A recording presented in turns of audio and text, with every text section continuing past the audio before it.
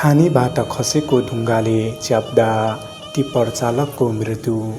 दर्शकवृन्द, धादिङको ठाकरे गाउँपालिका स्थित एक खानी क्षेत्रमा ढुङ्गा लोड गर्ने क्रममा खसेको ठुलो ढुङ्गाले च्याप्दा टिप्पर चालकको मृत्यु भएको छ। जिल्ला प्रहरी कार्यालय धादिङका अनुसार ठाकरे गाउँपालिका वडा नम्बर ७ रामछेमा रहेको बर्जकाली रोडा ढुङ्गा उद्योगको खानीमा ढुङ्गा लोड गर्न गएको ५ख ८५80 नम्बरको टिप्परमाथि खानीबाट अचानक ढुङ्गा खसेको थियो। घटनामा टिप्पर चालक ३५ वर्षीय देवेन्द्र खत्रीको घटनास्थलमै मृत्यु भएको धादिङ प्रहरी प्रवक्ता प्रहरी नायब उपरीक्षक प्रकाश दाहालले जानकारी दिएका छन्।